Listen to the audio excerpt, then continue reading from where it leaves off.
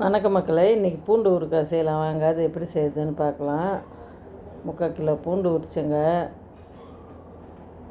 கை தான் வலிச்சுது. பூண்டு விலை கம்மியாக இருக்கும்போது இது மாதிரி செஞ்சு வச்சிங்கன்னா 6 மாதம்னா கூட கெட்டு போகாதுங்க பூண்டு ஊறுகாய்.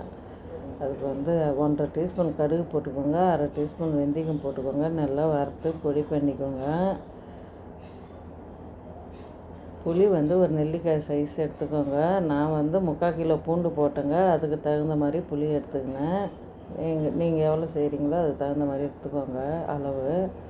எண்ணெய் ஊற்றிக்கோங்க, நல்லெண்ணெய் ஊற்றுங்க. பூண்டு ஊறுகாய்க்கு டேஸ்ட் அட்டகாசமாக இருக்கும். நல்லா பூண்டு செவந்து வரட்டுங்க.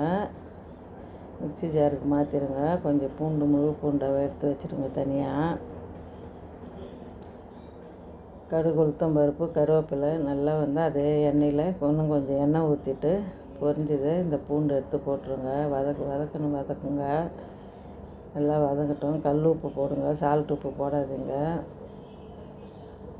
அந்த புளி ஊற வச்ச புளியை கரைச்சி ஊற்றிடுங்க. நல்லா செவக்க வரட்டுங்க பூண்டு. இந்த புளி நல்லா செவக்க வரணும். வெறும் மிளகாத்தூள் தாங்க போட்டேன். கலருக்கு காஷ்மீர் மிளகாத்தூள், மஞ்சத்தூள்.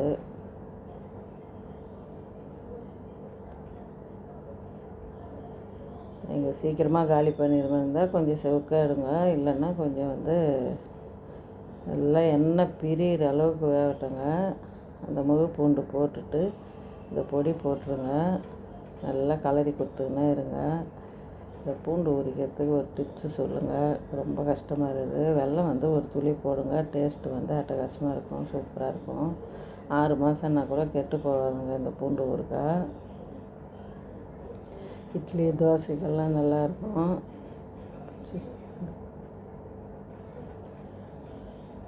பாட்டிலில் போட்டு ஸ்டோர் பண்ணி வச்சுருங்க. இந்த ஊறுகாய் எத்தனை பேர் செஞ்சுருக்குதுன்னு கமெண்ட் பண்ணுங்கள். பிடிச்சிருந்தால் லைக் பண்ணுங்கள், ஷேர் பண்ணுங்கள், சப்ஸ்கிரைப் பண்ணுங்கள்.